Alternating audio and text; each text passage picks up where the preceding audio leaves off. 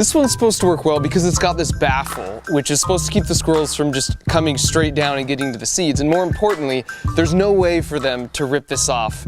We'll see. This one debuted to similar results. As he hangs by a few toes, this is when I really started to gain an appreciation for what they were capable of. It definitely seemed like this bird feeder was their favorite. Okay. Yeah, they're flexing on me for sure. And at this point, a plan was forming in my head, but just to be thorough, I moved the post away from the fence, and I can't say I was surprised when they just climbed it. Nor was I surprised to see they could shimmy up and down a small metal pole, or even a large one for that matter. And whether they could climb a certain pole material was a moot point anyways because of this. Look at this! These guys are basically freaking rodent-sized Simone Biles. And on some level, this is what it felt like when someone stole a package from my porch that didn't belong to them, and I harnessed that indignation, spending a year designing the glitter bomb bait package. Hello. Complete with special fragrances. Oh. If I could design a package to deter thieves, could I design a bird feeder to deter squirrels? And so after a couple weeks of brainstorming, designing, and building with my buddy John, we put it all together in this 20-second build montage.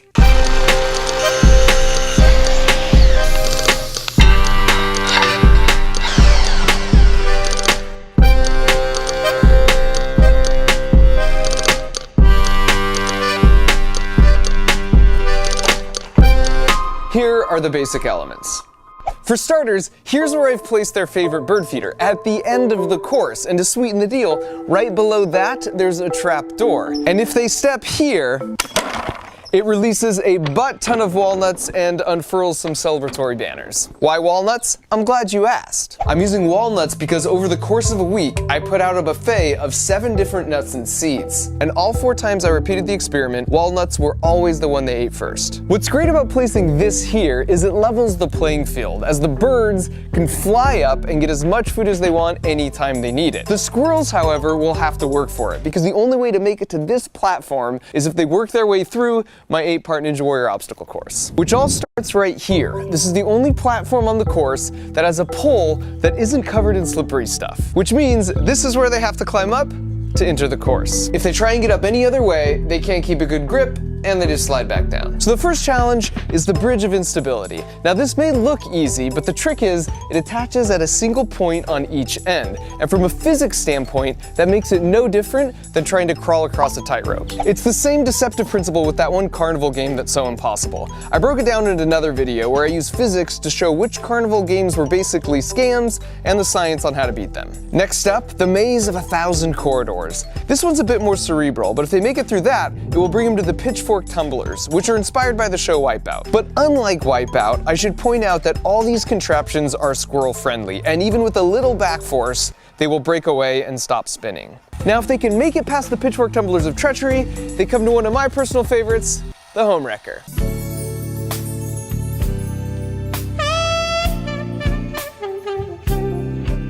I put her in to tempt the squirrel to lose focus on the real prize at the end of the course. Because this pad has a pressure sensor underneath it, and it connects to a microcontroller that has a relay that connects to a solenoid that connects to a pneumatic piston that connects back to this platform with the pressure sensor. And so if they stand here for more than 3 seconds, they've got to start the course all over again. Next up is the slinky bridge of deception. I've suspended a juicy walnut right in the middle, but there's no way this bridge will support their weight, so it'll be interesting to see how they approach it. The 6th challenge is called the tourist trap. It's actually a bit of a reward for making it this far. If the squirrel sticks their head through this board my wife painted, it's just a photo op they can hang on the wall of their tiny squirrel nest. I'll place a walnut here as an incentive for them not to miss this unique opportunity. The penultimate challenge are the quad steps of great elevation. This is taken straight from Ninja Warrior, and this is super tricky because these pads are all totally smooth and placed at a 45-degree incline. And now for the last challenge. At this point, they are a mere few feet away from their ultimate goal, but if they're not careful, they'll have to deal with the orbital assist platform, aka the final countdown, aka it's not a catapult, it's a squirrelapult.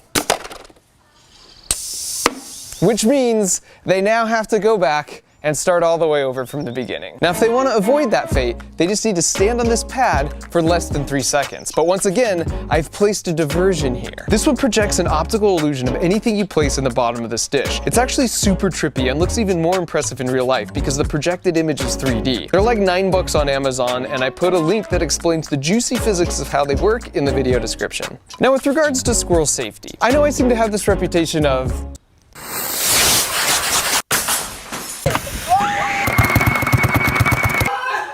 improvised high-speed projectiles, and so this one might worry a few animal lovers out there, including my wife. We have 5 pets and 1 child, and the child was the only one I had a say in. So rest assured, I can adjust the pressure on the piston, and we'll be staying way below any launch force that could hurt any of our adorable backyard contestants. And so finally, after making it through all that, we're back here at the world's most satisfying bird feeder. And as far as I'm concerned, if they make it here, they've earned the right to gorge next to the birds for as long as they want. And so after nearly a month of prep work, the course was officially open for business. They could smell the walnuts at the final station, and you could see the gears turning because right above that was their favorite bird feeder. And so before long, we had our first contender.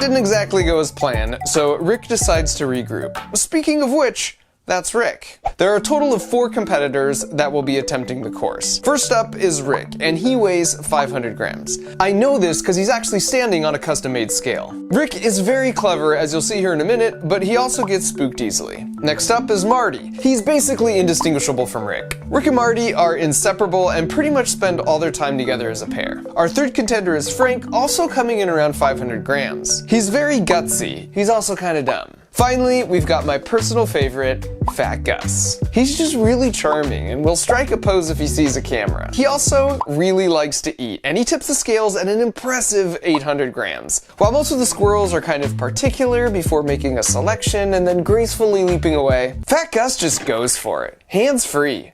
Just makes himself real comfortable. Here he is laying out with a light snack from the bird feeder. I mean, you can't fault the guy for just clearly appreciating a good meal. So now that you know our 4 contenders, let's get back to Rick. So he hops back on, and he's actually doing better than his first attempt. Just barely. This is the best because he's like, okay, I got this. Never mind. Well, maybe no, I definitely don't. And this was the exact moment I realized I just might be outmatched here.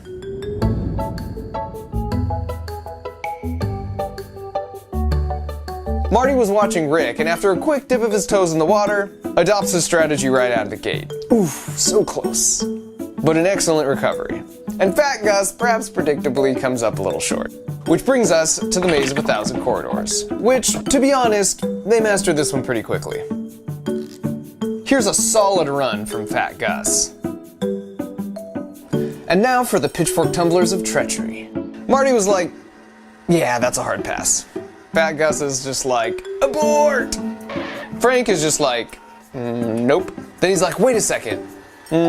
Still nope. Then Marty flies in real hot over the top. He did make it through, but that's partial credit as far as I'm concerned. And then here's Fat Gus with my favorite attempt by far.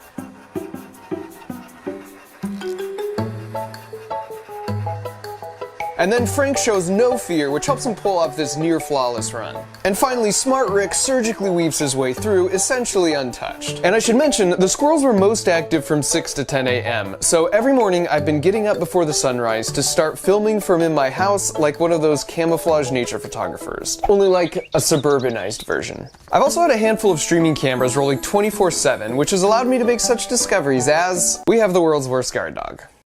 Thanks for the help, pal. Now back to the homewrecker. You can see Rick is instinctively suspicious of this gold digger and only for a brief moment puts his full weight on the platform. I told you he was smart. His buddy Marty, on the other hand...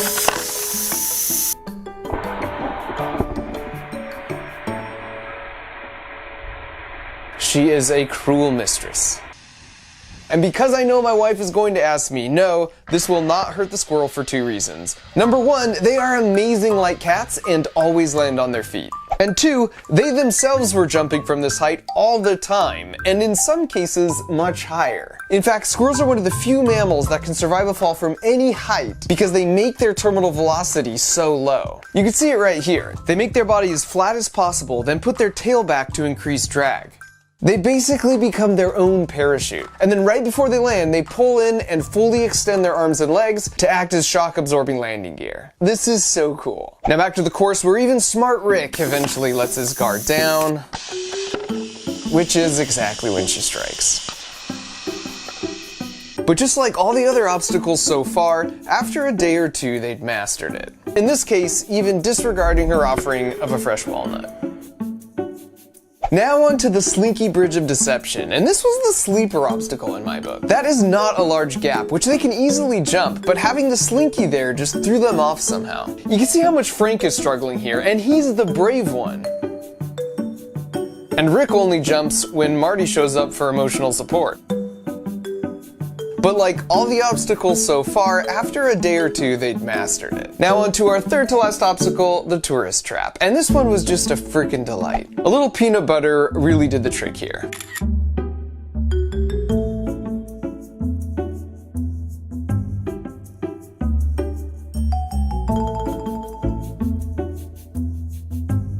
Now here comes Fat Gus, and I mean, how Fat Gus is this? He sees the camera and he's like, "Paint me like one of your French squirrels." Yeah? No? No takers? Alright. Here's another classic Gus where he looks at the camera. Wait a second. Play that back. And freeze. Zoom. Enhance.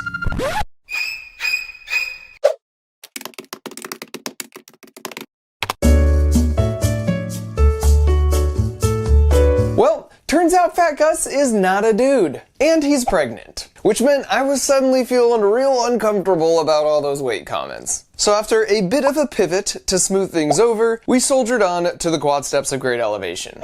Frank comes in rather confident, almost to his demise. But he pulls off the smooth recovery. So after not much time at all, they were looking pretty good here. In fact, one morning I noticed Marty totally skipped the last step altogether, which I took as a challenge, and so I removed the middle step to see what they would do. And who else but Fantastic Gus? Let's slow that down a bit. They're such amazing jumpers, so I suppose the quick mastery here wasn't a surprise. I mean, this right here is probably a 10-foot jump. And here's some classic brave but dumb Frank. He'd already entered the course normally and made it to the home wrecker at least a dozen times by this point. And yet for some reason he decides this 12-foot jump is his best course of action. And Smart Rick was the first one to enter the course, so in the end, after about a week of effort, it was fitting he was the one to make it to the jackpot first. And he's so stoked, he apparently wants to run the whole course in reverse. In hindsight, we probably should have made the jackpot a little quieter. Here's Marty, as always, not far behind.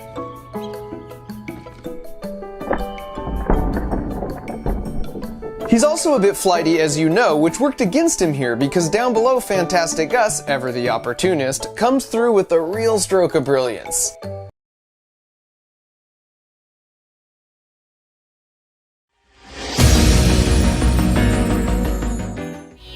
Friday, gotta get down on Friday. Everybody's looking forward to the weekend Friday.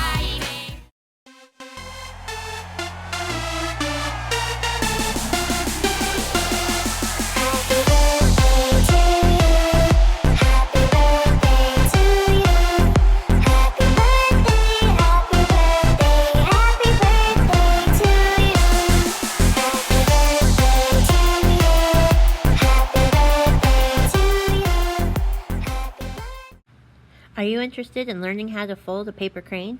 Join Mrs. Simmons for this Friday's We Lead activity of origami. Activity starts at 1:15. Don't miss out on the fun. Do you like soccer and cars? Then you're going to love the Rocket League tournament. Sign-ups will be next week.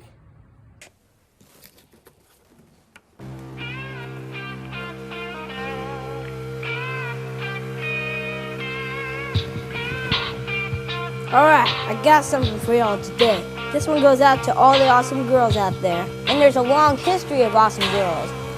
Here we go.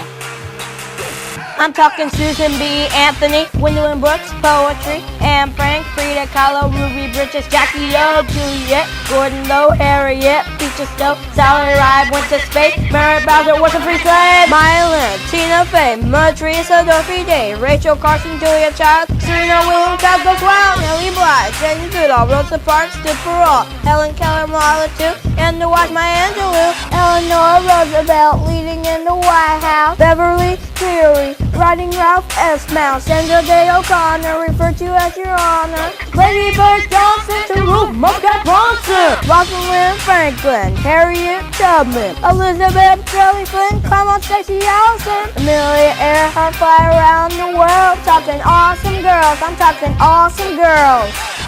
Ooh, yeah, alright. These are some girls in the past that have made history. Now here's some girls who are making history right now. But first, I gotta take a drink. Emma's is an awesome girl, always on a mission. Maddie is a rock star who also likes to listen. JoJo and Kayla, making good things happen. Josie is a funny girl, getting people laughing. Hannah changes everything, that's just who she is. Mia likes to spread the web, she's an awesome kid. Mama's making movies and she's gonna make a dent. Angel's in Uganda and she wants to be president. Linda's Erin Erickson and Lucy too. Brittany Brown, Rising Strong, Riley has some books for you.